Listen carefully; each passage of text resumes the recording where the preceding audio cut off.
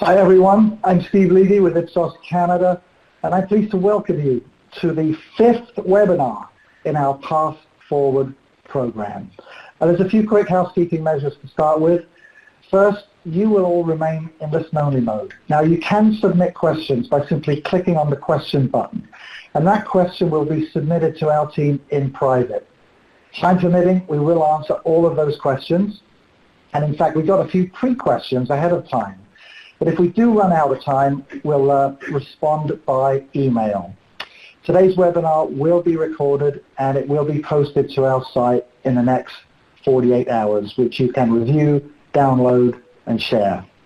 Now, this program of webinars is very much intended as a thought leadership platform that's going to cover a bunch of pretty important issues that we believe are relevant to both you and your organizations.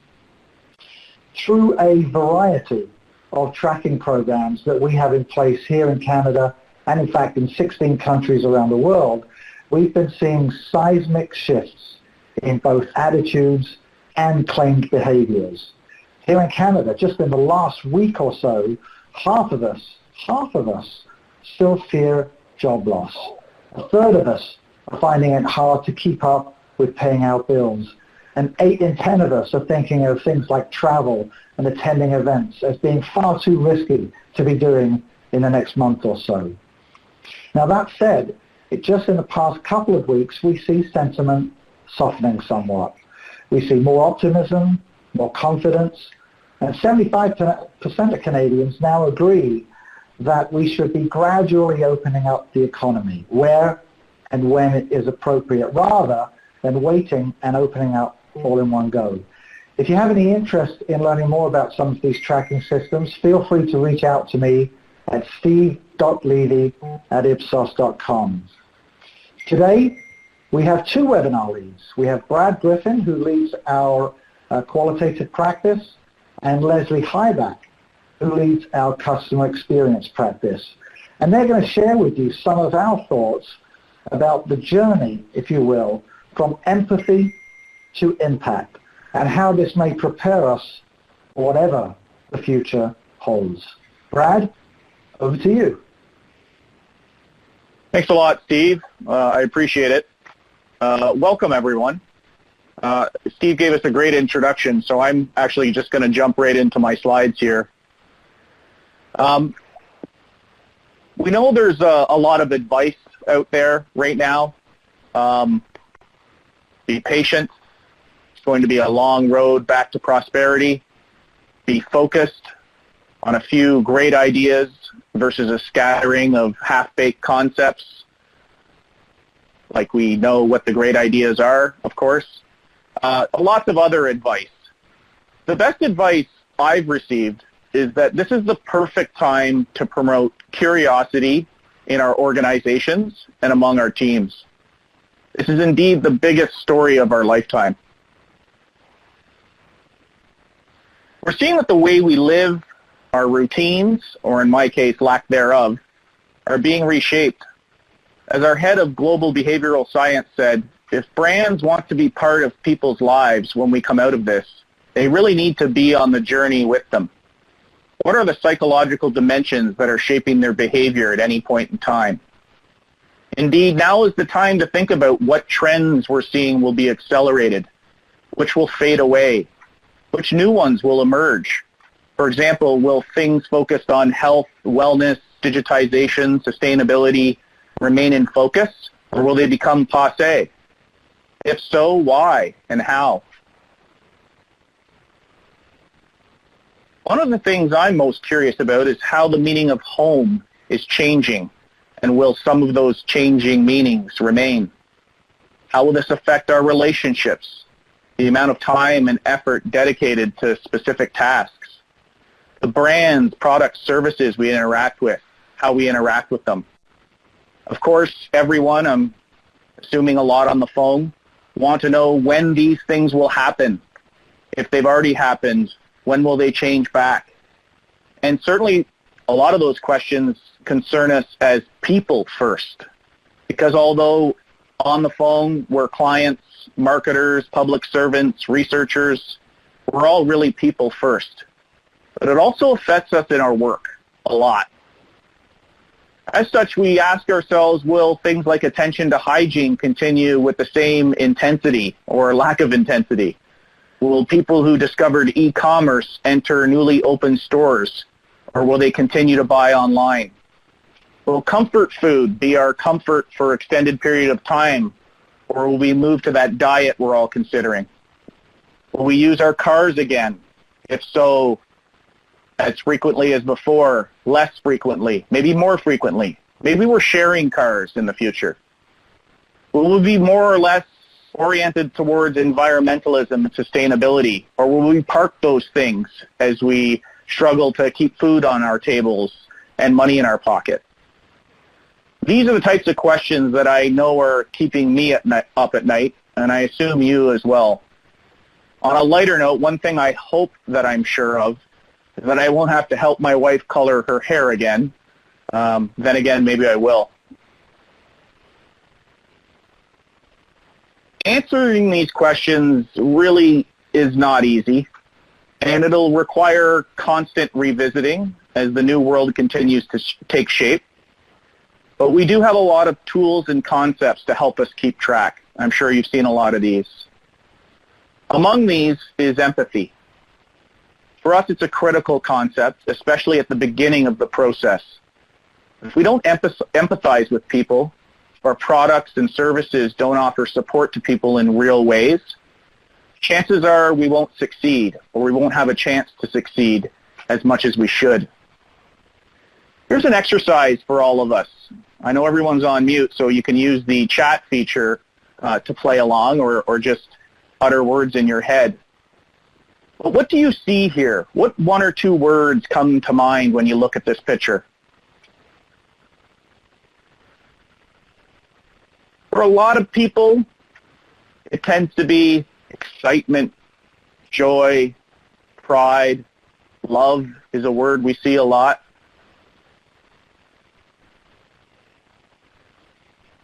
What about now? What do you see? What kind of words come to mind?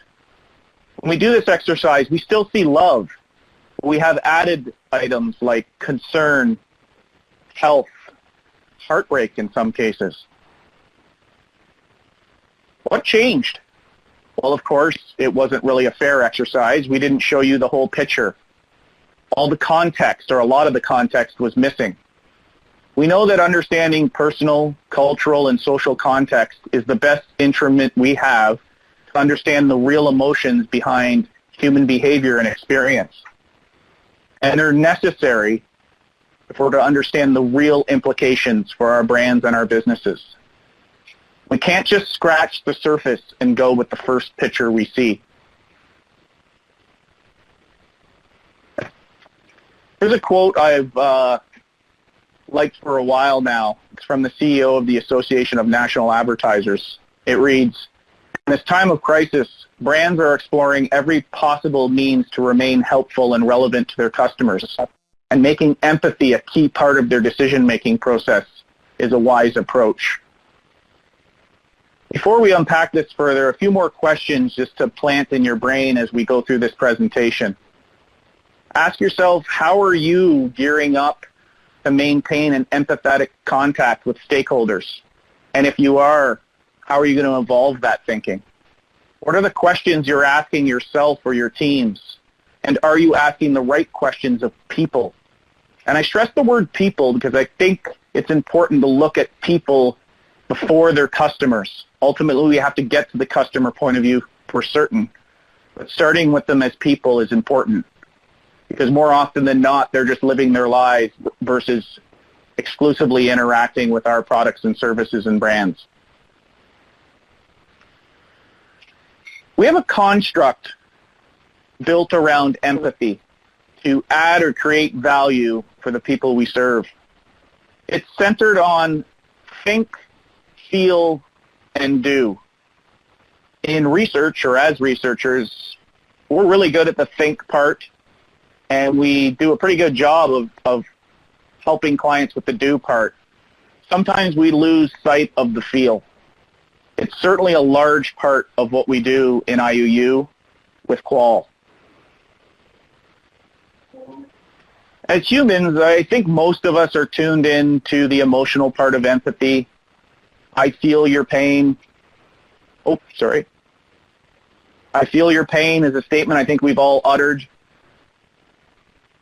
Sometimes that's all that's required, needed, or even wanted. As we consider empathy in a business context, however, it's important to also understand cognitive empathy. That takes us from I feel your pain to understanding what that pain means, to using that understanding to help in a meaningful way, which is really what we want to do. From a qualitative point of view, empathy can be articulated and understood in a multitude of human-centric, participant-led research tools. Things like online communities, where the level of engagement and insight that we're seeing is really unprecedented. People really want to talk. They certainly want to talk about specific topics, but more importantly, they want to talk to people like themselves and others that they don't know to understand the human condition in broader sense. Using an online community and a bespoke platform such as it is perfect for empathetic dialogue, not just between us as researchers and clients and them, but again, between themselves as people are living the lives that we want to understand. We've always done a lot of digital ethnography, but it's really ramped up recently as we seek to unpack people's new reality, especially in their home, which has become their office, their daycare, their school. I know I've been humbled by trying to figure out grade 6 math while simultaneously doing my job and helping people do theirs. We're also curating insights and delivering them in different ways now. Heavy use of video, storytelling, and workshops to bring life to life. I guess at this point, probably a lot of people are asking, this is great, but does an empathetic approach actually pay the bills and keep the lights on? There's been some great work done on the ROI associated with empathy, or in that case, ROE. Belinda Palmer, who's the CEO of the empathy business, has shown that there's a direct link between empathy and commercial success. Businesses are more profitable, productive, when they act ethically, treat their staff well, and communicate better with customers. In a 2019 survey of 150 CEOs, 80% of them recognize empathy as a key to success. This is a great quote from Tim Cook, who's the CEO of Apple. He was talking to his employees. Very direct and to the point. People will try to convince you that you should keep empathy out of your career. Don't accept this false premise. Right, so everyone gets this. Empathy matters. I'm sure someone would struggle to disagree with that in an open forum. But do we really get it? We see that while the vast majority of CEOs feel their organizations are indeed empathetic, only half of their employees feel their CEOs are empathetic. So I think we've all understood the need to talk the talk, but now we need to start backing this up with real actions. Another question for you, the leaders, those who are aspiring to be leaders, those who are looking to their leaders, is what can you do moving forward to close this kind of gap? Figuring this out will not only make you an employer of choice, but will show customers that you're indeed an empathetic organization. Leslie will talk a little bit about how important that is.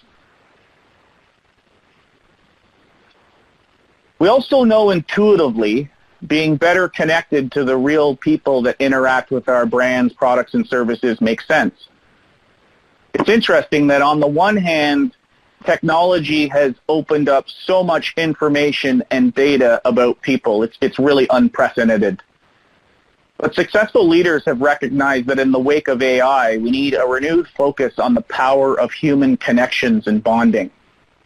Forward thinkers like Jack Ma at Alibaba and Satya Nadella at Microsoft, which interestingly are both tech supermonsters, have openly declared empathy a critical factor in future survival and success.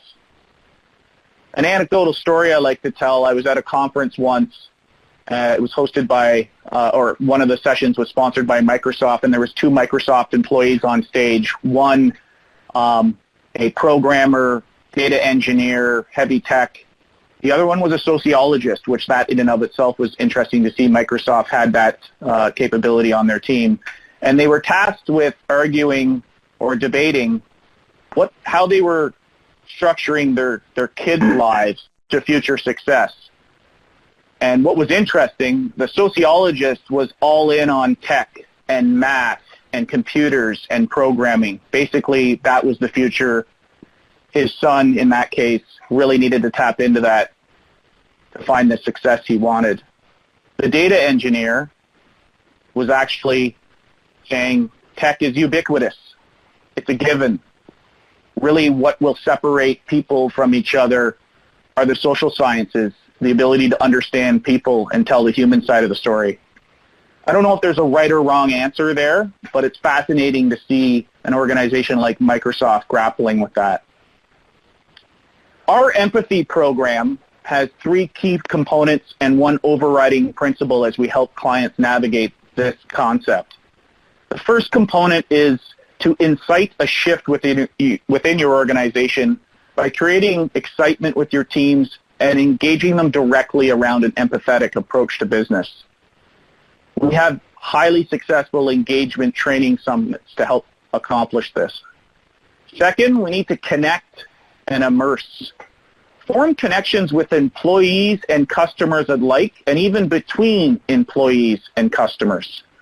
Observe real-life moments. Listen intently. Not just in a moment in time, but continuously. It's great to do a focus group to understand where people are at, but we don't know what things were like just before that, and we don't always know how things will change just after that, especially in times like these. Again, this is where tools like communities and ethnography play a role. Next, you have to act and create value. Share what you learned and transfer those learnings into action. Use workshops, living curation, and go through the cycle of learning and relearning over and over again. Challenge yourself to do that. The overriding principle of the program is to always be on. This is a concept with a beginning, but no end. It needs to become something that's woven into the fabric of your organization. So thanks for listening to me. Lindsay's going to carry this conversation on. She'll walk you through what companies are currently doing and can be doing to use empathy and emotional connections to impact and strengthen their customer relationships and ultimately keep organizations moving forward. Leslie? Apologies. Leslie? Thanks, Brad. I guess I could have called you something different there too, but that's okay. So thank you very much. There's no doubt that the world as we know it has definitely changed drastically since this crisis began. As a human race, we generally, though, are very resistant to change. Even though we like to think we're very innovative and forward-thinking, people do resist that concept of change, and companies need to be empathetic to this. So it provides us with a moment of truth between brands, employees, and customers. And to survive, companies are going to need to go further in understanding their customers' needs and their expectations, but also how well their employees can deal with all of those changes. Many organizations have actually been in survival mode since this crisis began, and they've taken the opportunity to do different things and to stand out by using empathy. And this is generally in all of the global, so we've done a bit of a search around the globe in our customer experience division and looked for what companies have been doing everywhere as they've dealt with this crisis. And this idea of empathy has manifested itself in three different ways. One is caring for customers. Leading brands have focused on implementing things like health and safety measures to take care of their customers. They've found ways to help them in better managing finances and to just get through this crisis. It's also about caring for employees. Because social estrangement is not just about caring for those people and for customers, but it's also about protecting the employees and their families. And it's about caring for the community. And in some cases, that's in a much broader sense of country and world. This crisis also presents itself as an opportunity for companies to operate according to their values, to focus less on competition right now, but to really act in the best interest of all citizens. And here are a couple of examples, and these are just a few of many, of how some companies around the world have been dealing with this crisis and showing the empathy they've had for their customers, their employees, and for their communities. So for example, in Mexico, Mexico Banorte has introduced flexible payments for their customers, whereas T-Mobile in the U.S. has provided unlimited data. That's a common thing. We've seen that in Canada as well. In Germany, Aldi has actually taken and hired employees from McDonald's who had been laid off. And Tesco actually decided that they would take some of their older workers and pay for them to stay home for 12 weeks to make sure that they stayed safe. Companies like Waitrose and Partners in the UK delivered care packages to healthcare workers in the UK. And BCP Bank in Peru donated money to vulnerable families. And I know we've seen lots of different actions like that in many different countries and in Canada as well, but it just goes to show you that customers are actually taking notice. And we know that they're doing that because as part of one of our Ipsos syndicated studies in financial services, we added some specific COVID-related questions to help us better understand the mindset of the Canadian population. We asked Canadians to tell us, top of mind, which company they thought was doing the best job of handling this crisis. And the companies that came top of mind obviously were those, for the most part, that have been providing essential services. So it's not surprising that we see things like the grocery companies, the banks, people in companies where customers can still interact, topping out the list. But there's a couple things, though, that stand out here, and these are the list of the top 15 over the last 6 weeks, and we've been in field every single week with this information. So what is interesting, though, is the Government of Canada. I'm not sure I ever thought I would expect to see a government organization being in a top list of well-thought-of service providers. I also know that Amazon being at number 12 was a little bit of a surprise to me because thinking about all of the online shopping that's going on right now, you would think they would be higher up in the list. What's also interesting to note here is that what you do and how you do it can make a difference because the difference between the top-rated company, Loblaw companies, and the number 2 company, Costco, is 2 to 3 times higher. That the top-of-mind mentions by consumers are going to that Loblaw companies. So why is it? Well, if you think about some of the approaches that Loblaw has taken, and there's a lot of great examples out there, but in this particular case, we wanted to understand why the company was showing up week after week as number 1. And if you think about our idea of what we saw globally with people caring for customers, they've done a number of different things to make sure that they had implemented social distancing protocols, put limits on products that can be bought so that there's enough around for everyone. Enhancing the pickup model and adding special hours for seniors and healthcare workers. For their employees, they were very quick to add extra dollars to the wages of frontline employees to make sure that they had extra in this time of crisis. And also to make sure that they paid employees who got sick and guaranteed them their wages. And from a community perspective, they very quickly also donated $5 million to ensure that food and health essentials got to the Canadians who were most vulnerable.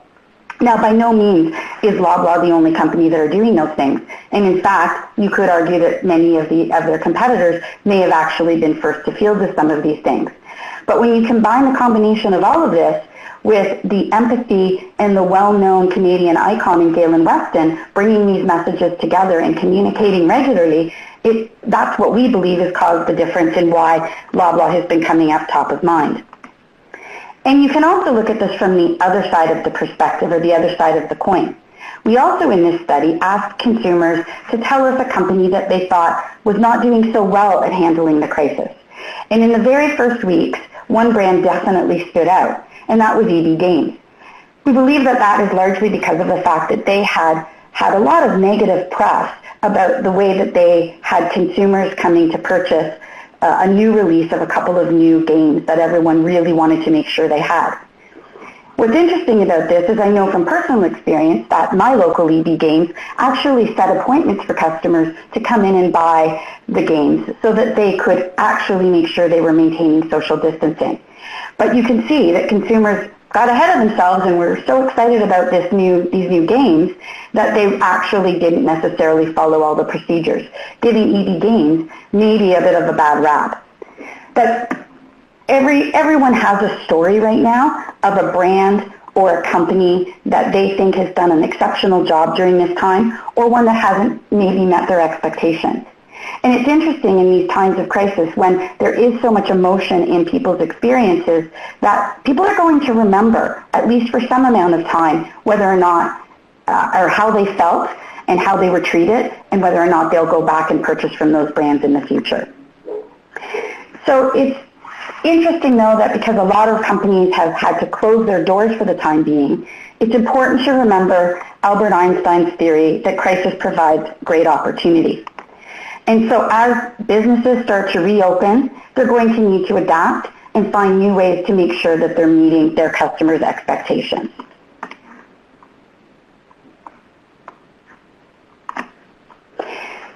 And just as companies respond to the new challenges of the crisis, customers are going to continue to change their behavior and their attitudes.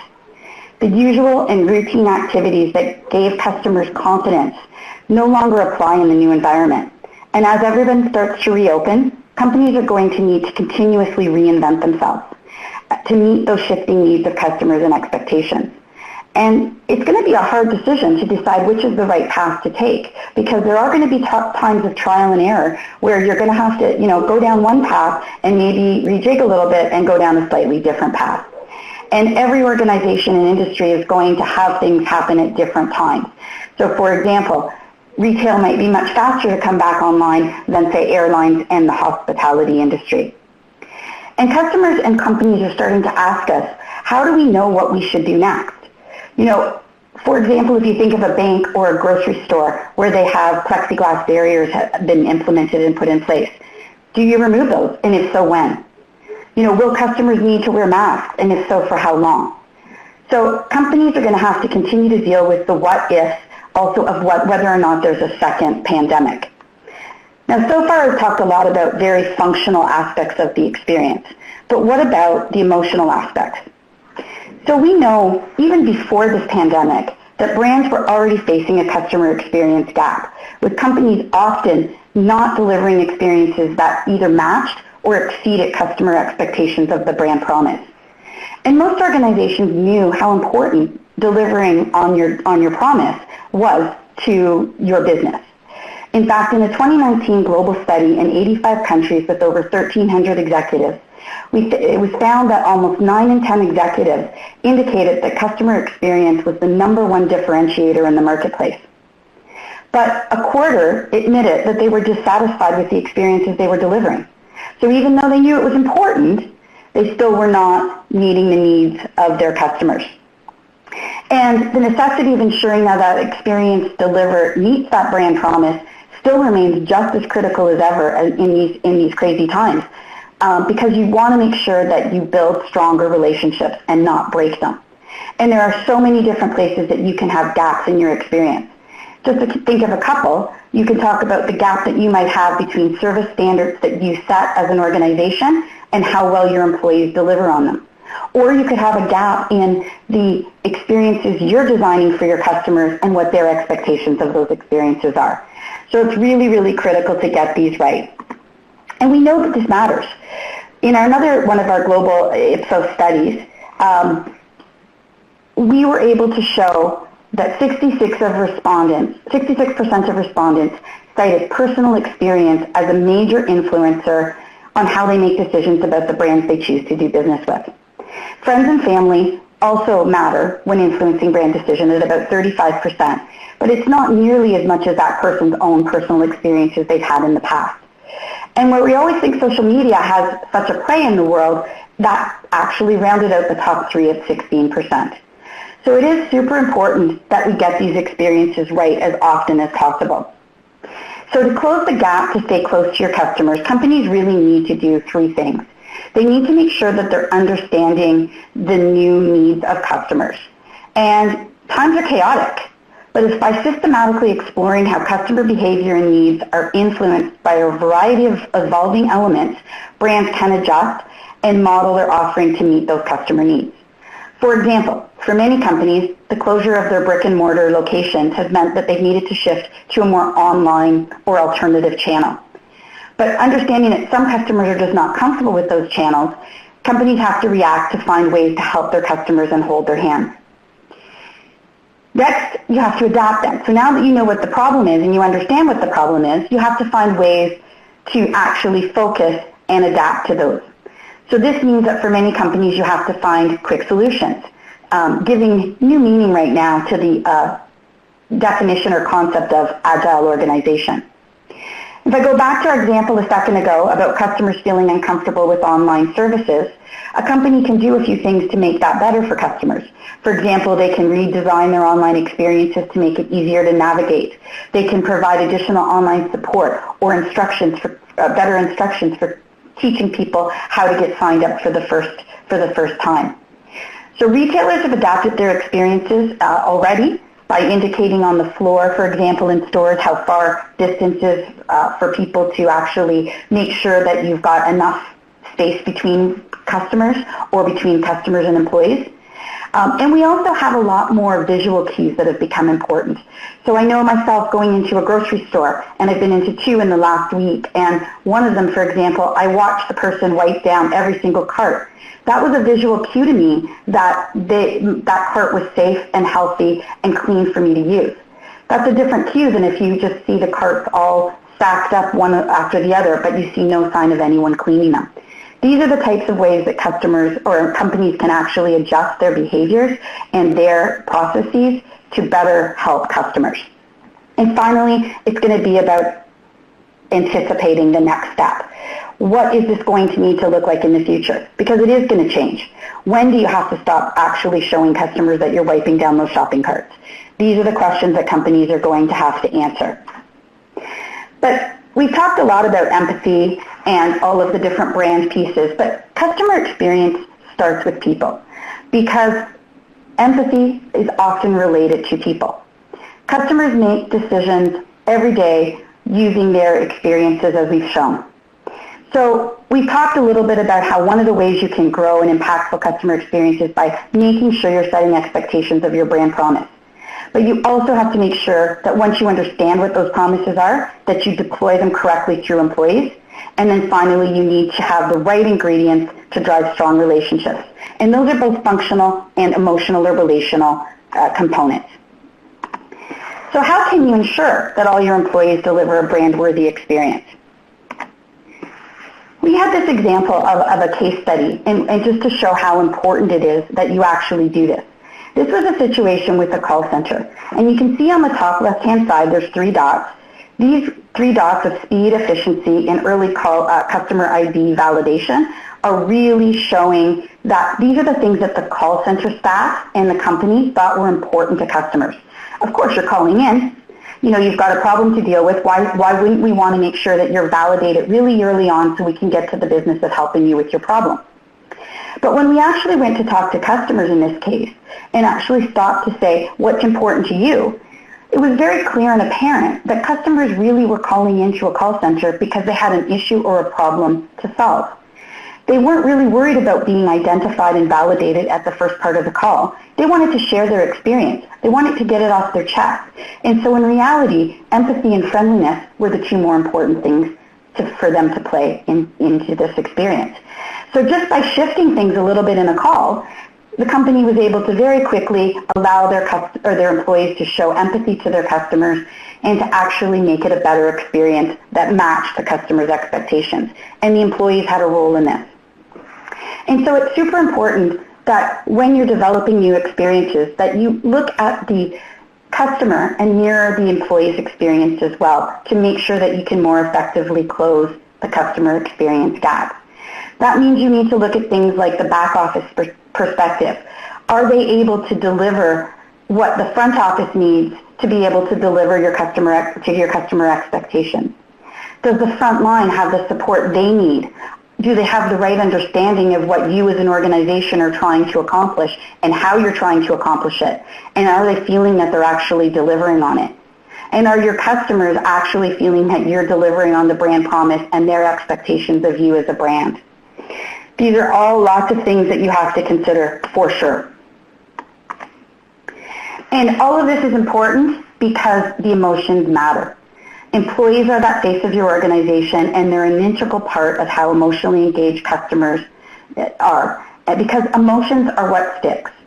Now you might say though too, okay, I don't have an industry that's face-to-face. I'm in a digital perspective. How do I make these emotional connections? There are still ways that that can happen as well. When you think of examples like Amazon and how well they've made connections, or Zappos with shoe purchases, there are ways to drive engagement and emotional connection to your brand, even when you don't have those face-to-face experiences, but it definitely makes it easier when you do. So what is it that helps to create an emotional bond? So a few years ago, we did some research globally in regards to how we could quantify whether or not there's an emotional connection with your consumers and what impact that had. So we've been able to identify and measure through a series of questions, and it's about 8 or 10 statements that you would add to a survey, whether or not your customers are unfulfilled, meaning that they are not, you're not meeting their needs from a functional or an operational standpoint, as well as they're not connected to you in any emotional capacity. The middle section in the sort of purple-blue color is customers that are functionally satisfied. These are the ones that the experience met what they needed, it was okay, and you operationally or functionally satisfied their needs. And the final tier is, in the green, is those that are emotionally attached. Now we have found that consumers to be emotionally attached first have to be functionally satisfied. So that top tier are people who you've met their needs, but you've also found a way to have them emotionally engage with you. And you can see by the numbers on the right-hand side of the screen that this has a huge impact. If you look at customer preference for brands when there is an emotional connection, that rates at a 52 versus a 21 if they're functionally satisfied. You see similar or even greater gaps when you look at Net Promoter Scores, or the NPS one in the middle. And also that likelihood to continue to do business with you. Having an emotional connection helps to guarantee that your consumers are going to be dealing with you for a longer period of time and that they appreciate your brand. And emotionally attached customers are also more likely to be forgiving. Again, as part of this study, we've been able to identify the fact that, as you can see here on the right-hand side, that customers who are emotionally attached, over 55% of them will be willing to forgive a brand if they made a mistake. And in these times right now in this crisis where brands are having to continually change their direction and course and also keep trying and retrying and reinventing new things, that's going to become even more important than ever. So being able to be emotionally connected with your customers is critical. And as Brad said earlier, emotional connection is all part of empathy as well.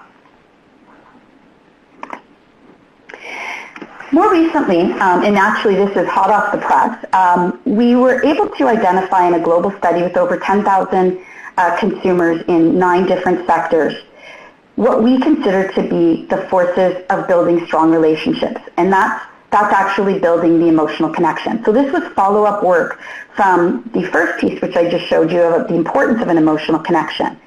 And the 6 forces that we've found that will drive these stronger relationships include fair treatment, certainty, control, status, belonging, and enjoyment. And if you look at, for example, control and certainty, that's going to be of greater importance right now when there is so much that's unknown to consumers. So for them to have a feeling of control and certainty in the interactions they have with you is going to be a much stronger driver of relationships at this point in time. Or if you think about the importance of belonging for a company like Tom's Shoes to millennials and Gen Z. These are generations that are often driven by a sense of belonging and how well your causes resonate with them personally. Tom's customers can relate to the fact that every time they buy a pair of shoes, a pair is also donated on their behalf. These are the types of things that can have and make a difference to brands. So with these new questions and these new forces, we can also actually understand as well how well these new battlegrounds are in play and where the barriers are and where the drivers are. So in some cases, you'll find that the red are the barriers, so fair treatment and certainty and control tend to be more of a barrier to building a relationship, whereas things like status and belonging tend to be more of a driver of building a stronger relationship. But this can vary, again, by industry, and it can vary by generation, as the example I just gave with Tom's shoes. So understanding how your brand is doing in this regard, as well as how well you are comparing in each of these forces to your competitors, can really give you a clear picture of where you need to focus your attention.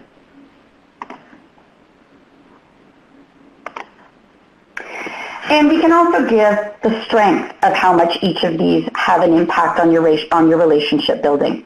So for example, on the left-hand side of the screen here, you can see the relationship strength. That relationship strength is driven by all of the 6 forces, which you can see here in the various colors, so belonging, status, enjoyment, fair treatment, control, and certainty. And these are general right now. So control and certainty are a little bit further back, but they're more driven by all the functional aspects, which are these gray dots. The size of the gray dot also has indication of how much importance it has on each of those different elements. So you can see everything is interrelated. It's not as simple as, a more old school type of driver analysis. You really need to understand how each different element of your experience interacts with one another. So there's a lot at stake.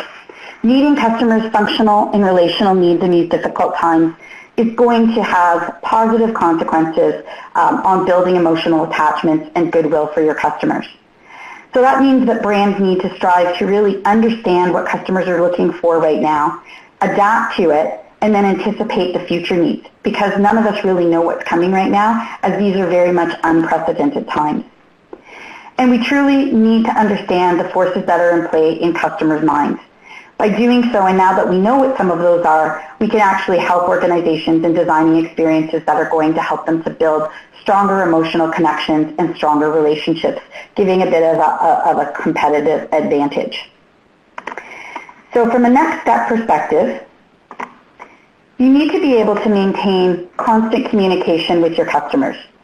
So this includes things like listening to them and understanding what their needs are and how they're changing. Comparing yourself to what your competitors are doing and how you can learn from that and from your global partners. And to question everything that you're doing, to understand that are you really meeting those needs and questioning how well you're actually communicating with your customers. And probably one of the more important things you need to do is promise what you can deliver. This is an opportunity now to be able to say reset some of the expectations of your brand and redesign your brand promise to meet what customers are looking at from you. So by figuring out what it is you can deliver and making sure that you can actually meet those expectations to your customers is going to have a huge impact on how your brand moves forward. And start getting ready for what's next. There's been a lot of talk about different phases in the industries and in the sectors of what's next. There seems to be a sense that the first phase was kind of survival. The next one is how do we adapt to things as we reopen, but fully knowing that that's probably not the final stage, and that, when there's a vaccine available or we have some other way to better deal with this current crisis, we're going to need to know what's coming, and we're going to have to continually think and rethink those options. And finally, when you're going through all of these different steps, it's about bringing empathy and emotion into the mix, because we know and we've seen and we can show you and we've shown you that this all has an impact on how well and how strong you can build relationships with your customers. So in summary, brands, basically, we need to understand that now that we've sort of overcome this initial paralysis, the more opportunities our brands and businesses have to get well on the other side of this tunnel, There's social phenomena happening everywhere around us. We need to learn from the experiences of the countries that have gone through this a little ahead of us. We need to start thinking about how we can use that information to help us with the challenges that are ahead. We need to make sure that brands have an understanding of the role they're playing in addressing these new needs and providing reassurance to customers. That means sometimes it's going to be more about the community than about commercialism. And finally, making sure that the brands provide products and services that really provide that opportunity to show the empathy and build emotional connections with your customers. And that's it. Thank you. Well, thank you, Leslie and Brad. If we can get you guys both back on camera. There are a number of questions that came in during the session, and in fact a few that we received before the session. I'll let each of you jump in with which one of you want to answer these questions. First question is related to the new reality and the fact that a number of people, and in this case I think one of you mentioned that the world has changed drastically. Do you guys believe that this is the case? Or do you think that by and large people have short memories and that most things will snap back to the way they were? I'll take that one, Steve. I think it's a little bit of both. There are definitely going to be things that are going to snap back into place the way they were before.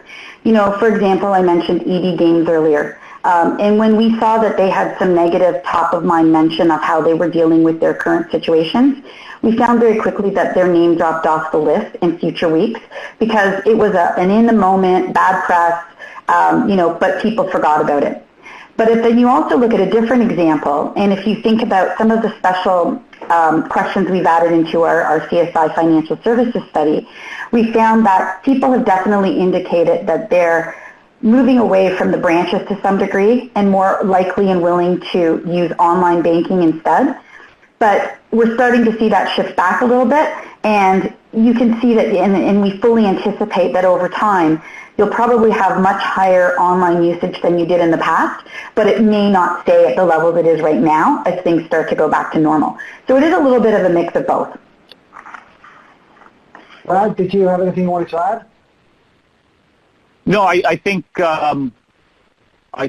Leslie nailed it. The only thing I would add is drastic, I guess, is to be determined because we won't know whether something's drastic or not until we see the extent to which it's rebounded. But I think the best term that I've heard being used is we're at best going to enter a new normal, if not a completely new. And it'll just be a matter of time before we start to really understand and unpack what that looks like. Yeah, I guess whatever words we all choose to describe the future, there are pundits on both sides of the equation about whether or not there's a new normal or whether or not, I guess, it'll snap back. For the 106 people who are still with us, I think Brad's camera's not on because his kids are sucking bandwidth out of his household. But he is still there and he will still answer questions. The second question that we have actually relates to advertising. And the fact that, as this person says, there's a lot of empathetic advertising out there. It seems to all say the same thing. It's hard to distinguish one ad from another. It might be empathetic, and this person goes on to say, but is it working? Is it driving sales? Yeah, I can take that, and I probably won't do it as much justice as our next webinar speaker, Ted Doring, when he talks about the creative fight back. But I know I've seen some of the montages that highlight how stock some of the ads have been. A lot of them start with some soft music, stock images, some reassuring words that the brand understands, and then faster paced music to end and suggest the brand will be with you as you go through this. In fairness to the advertisers and the creators, there likely wasn't much time to put something much else together. But Steve, you actually spoke about this in your intro. We have seen other ads with messages directly from CEOs that mention their employees, their core consumers' concerns, and the specific actions they're taking to help. And we know, and Leslie spoke about this as well, that those ads are performing quite well. And even in terms of organizations that are struggling right now, and there may not be a lot of opportunity immediately in front, I just saw a few minutes before this webinar, actually, Fairmont Hotels released a great campaign saying the art of waiting, and they really tapped into the human emotion, things that we're all feeling and wanting but just aren't there yet. And again, I think that really speaks to that empathetic approach to things. So while probably not going to drive sales tomorrow because hotels aren't there yet, it suggests that they're in touch with those types of things. So here's a question from, I would guess this is from a bank. This person says, how do you reconcile corporate empathy against the practical business need to drive short-term results? I'll take that one, Steve. Okay. Yeah, so I think it's about finding a way to combine those elements. You know, we talked about companies around the world putting their programs in place to show how they're, caring for their customers, their employees, and for their communities. So these programs, when you package them together and when you promote them well and you make sure that people know what you're doing, will likely result in a lot more top-of-mind presence. And then hopefully if you're top of mind, you're also going to then drive, short-term sales. So we see how it's been working. I gave the example for Loblaw, how, they're very much come top of mind. But we've seen it in other things as well. And it's really a result of one of the forces we discussed, which is that sense of belonging. So, customers want to purchase from companies that are like-minded in their desire for the greater good. So, when you're meeting those needs, you're also going to have an impact on your business as a whole, whether it's short-term or long-term. Okay.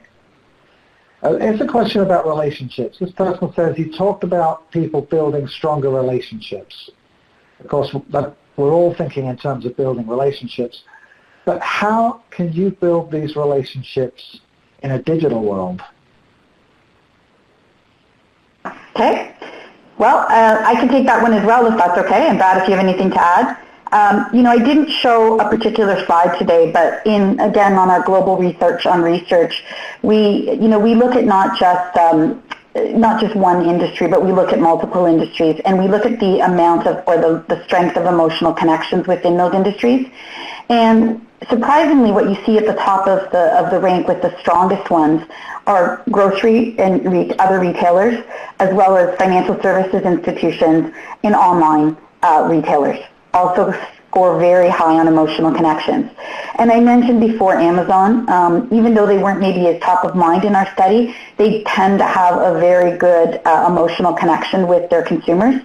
And if you think of Zappos with the shoe buying experience, they also do that. So regardless of whether you're digital or whether you're face-to-face, there are opportunities to build strong connections, especially if you're meeting the promise of your brand. Because people's expectations are often driven by, or their experiences are driven by their expectations. So if they expect a different, digital experience, they're not going to expect the same interaction as it is face-to-face. So just making sure that you meet those promises and those expectations is really critical. All right, so and I would only add to that corporate empathy would include how you are treating all stakeholders, including your employees. And now more than ever, I believe consumers are watching. So even if that maybe isn't driving short-term results, it definitely is going to build equity for you positively or negatively into the future. So corporate empathy implies not just towards consumers, but just an overall embodiment of it. And I believe that's important for short, medium, long-term results. That's a good segue to another question that is in fact about people and employees. This person says, brands are just people working to fulfill a promise.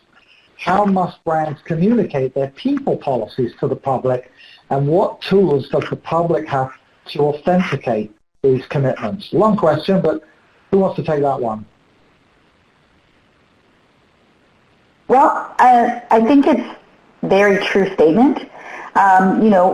When you understand what the promise is, It's about whether or not you can deliver on it. That's the most important. But if you think about some of the companies and the way they've been communicating, a lot of organizations have known that the way to get someone in the door is to make them feel comfortable and confident that their safety and security is being taken care of. And so there's been a lot of good examples of companies promoting that, whether it's an email to a customer who's on their mailing list, whether it's in any communications through their loyalty programs, or even outside of the stores, while you're waiting in line. The way that companies are promoting what they're doing is actually having some impact, I think, on whether or not people are going to interact with them. But the biggest critical factor, I think, comes back to that delivery. So you have to make sure that your employees know what those standards are, not just your consumers. Well, thank you, Leslie.